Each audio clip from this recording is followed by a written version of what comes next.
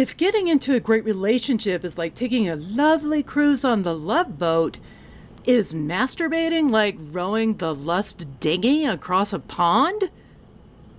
I think so.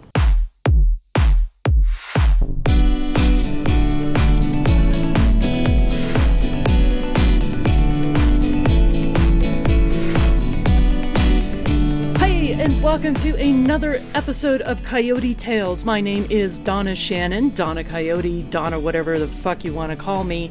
But it is a special day. Oh, yes, it is. As I sit here recording this, it is actually Valentine's Day 2020. And I hate everything about fucking Valentine's Day. Oh my God, it is absolutely the worst holiday of them all. I hate everything about it. I hate cupids. I hate hearts that are not anatomically correct. Pink can just go fuck off. I don't even like the color. Just not my bag at all. And for the first 10 years of our marriage, Ryan thought this was like a trap, right? Because I would tell him every year, I don't want a damn thing for Valentine's Day. Just save your money. This thing is a waste.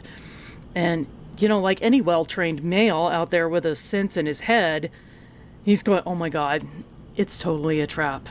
She's going to say she doesn't want something, but she totally wants something. And if I don't get something, I am fucked. So he'd be like, are you sure you don't want anything for Valentine's Day? I'm like, yes, it's a waste of money. I will be literally pissed off and ream you a new one if you're getting me anything for Valentine's Day. And he's like, are you sure? I'm like, yes, I am sure. I am not fucking with you. I don't want a thing for Valentine's Day. But now he gets it. He totally gets it. It's not a trap. It's no Admiral Akbar syndrome here. I'm not going, yeah, don't go, it's a trap. It's not. It's really honestly true. I just don't like anything about this holiday. So let me give you a little bit of history on why I don't care for this particular holiday. It all goes back to my childhood. Yep. Specifically elementary school. We all had to do that thing where you had to make a box and decorate it to get all your Valentines, and every classroom got a list of all the other kids, and you had to buy those like really cheap ass lame things. You know what I mean. You've seen them. You hate them too. We all do. And then on the day of Valentine's, we all had to have a party, and we all had to sit there in a big circle or at our desks and open our boxes and see everything that we got. This was like the most hideous of all experiences, because I was extremely bullied in elementary school. I was a well-hated kid. Not a good situation to be in at all. I mean, kids would use like really weird taunts, like, you're more depressed than Charlie Brown. What the fuck is that? How is that even a taunt? Okay, whatever, you psychos. You call me crazy. Whatever. So anyways, I opened up my box and I always, without fail, had the least amount of Valentines than anybody else in the class. I was that loser. And then I would like open them up and there would be notes like, oh, why don't you go die? Yeah, this was before social media, so they had to put it in writing and put it in your Valentine's box instead of hound you on your phone. Or it's like I'd open another one and like, I'm only giving you this because my mom says I have to. It's like, oh, thanks, dickwad. And you smell. And just all the other rest of the horrifying things. So the only bright spot of this day was after I got home and I like cry my eyes out up in my room again, every year. The only thing I had to look forward to was my dad would come in and he would have a gigantic box, one of those hearts filled with all those, nougaty kind of candies in it. And it was all like, oh, the other kids might think I suck, but at least my dad loves me. And it was the only good thing I got out of the day. So a few years ago, I was telling my dad this story. And he goes, hey, Donna, I bought that candy on the 15th. I got it on clearance. You didn't actually get that on Valentine's Day. And I'm like, What? Dad, why are you telling me that? That's the only good thing I had out of this. I'm like, so that's why Valentine's Day doesn't goddamn matter. But absolutely, I do want my clearance candy. But I'm a self-supporting, strong woman. I'll go buy the own candy that I want. But even with Valentine's Day aside, I really do love Ryan. And I don't need a special day to tell him that, right? I can appreciate him every day. But you know what? When you've been married for 14 years, sometimes it just kind of gets pushed along the side and we fall into our ruts. And it wasn't until like last year when a friend pointed out to me just how perfectly paired we really are. You know, and if I can get serious for a moment, you know, it's so easy to take someone for granted when you're in a long-term relationship. You know, but the key to making it work lies in that conscious decision to see something. And I mean really see something in your partner and cherish it. So I was thinking about that, and at night, Ryan goes to bed before I do, and I'm sitting there and I'm reading and I'm in bed, and I look over at him, and I just get filled with that warm feeling of love in my chest. And I just really appreciate everything he does for me and the way we've grown together over this past almost 15 years. And I reach out and I lay my hand on his shoulder and I'm sending out loving energy right down my arm, like just a radiating warmth that goes into his shoulder, just to let him know that in that moment, I saw him and loved him for everything that he is. And I scared the living shit out of him. I mean, oh my God. All of a sudden, there's a 6'4", 300-pound naked man jumping out of bed, running around my bedroom screaming, "Ghosts! Ghosts!" It's like, oh shit. No, it's just me showing that I love you. I guess that it's so rare when I do that it comes across as the cold-hearted clutch of a banshee on his shoulder and invaded his dreams.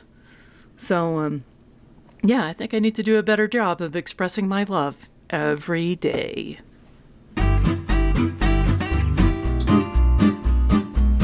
So the other horrible thing about Valentine's Day is all the romantic movies on TV and on cable and suggested on my streaming services and everything else. I'm like, oh my God, barf. Ugh.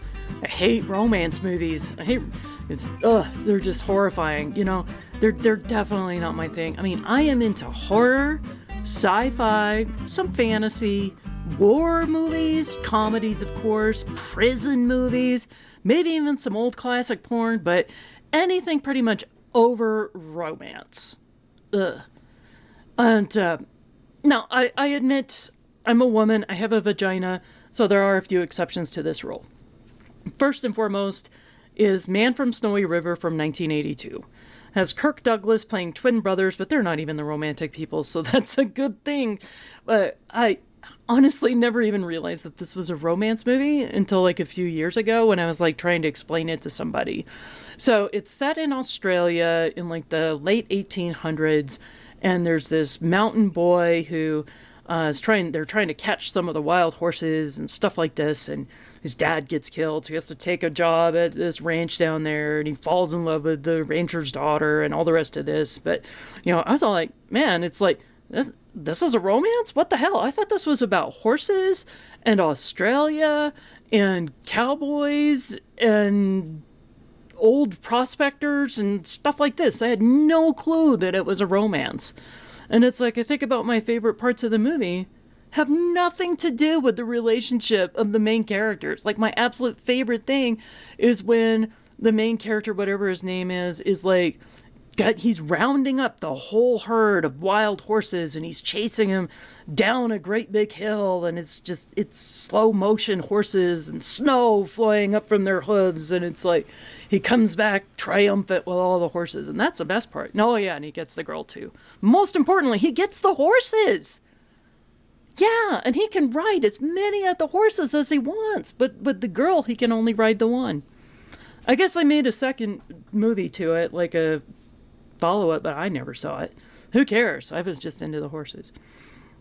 So the next one is Practical Magic from 1998, which stars one of my gals, Sandra Bullock.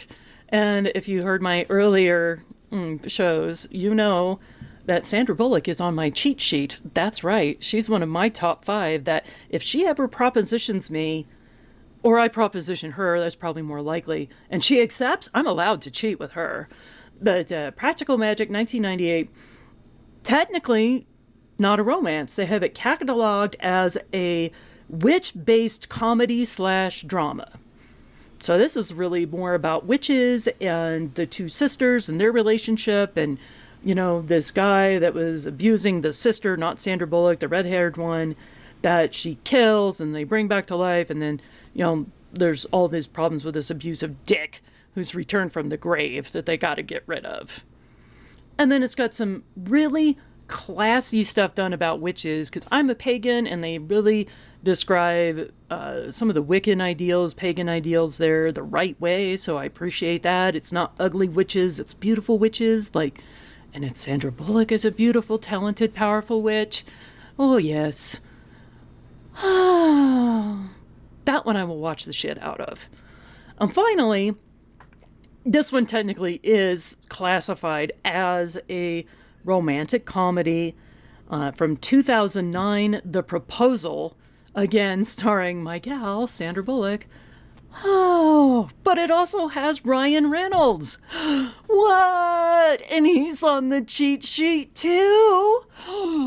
And the best part of the whole movie, besides the fact that Betty White is in there as a, saucy Betty White, who's supposedly Alaskan native, but fuck, Betty White, you're so white, but you're so epic, I'm almost willing to forget the whitewashing on that one. But anyways, there's a scene in there where both Sandra Bullock and Ryan Reynolds are naked, and they crash into each other.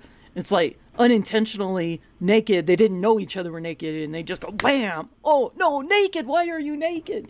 And it's okay, let's just slow this down. I'm gonna watch the shit out of this scene. Rewind, slow it down. It's not a porn. That's why but I can fill in now their faces when I watch my classic porn, and now I've got excellent story and people that I'd rather see fucking. Woo! So there you go. That's the only romantic movies that I like. If you can suggest ones that you think I might want to watch, you can actually put that in the comments. Maybe I'll read it. Maybe I'll watch it. Probably not. But yeah, by the way, don't say Love Actually. The Love Actually sucks. I'm not going to watch that movie. Okay. Or The Notebook. Fuck, I don't even write in notebooks. I'm not going to watch that movie, okay? And don't try to put something in there ironically because you think I'm going to trick Donna into watching this. Shit, it's not going to happen, okay? Just keep that in mind. All right, well, that's everything that I have for you today. If love blooms every day, not just Valentine's Day, so don't get sucked into this phony holiday and spend extra money when it doesn't matter. And go grab your clearance candy, because that does matter. Just like my producer always reminds me to tell you, if you like what we're doing, give us a follow, give us a comment. If you don't like what we're doing, just keep it to yourself. Don't be mean, and we shall catch you next time.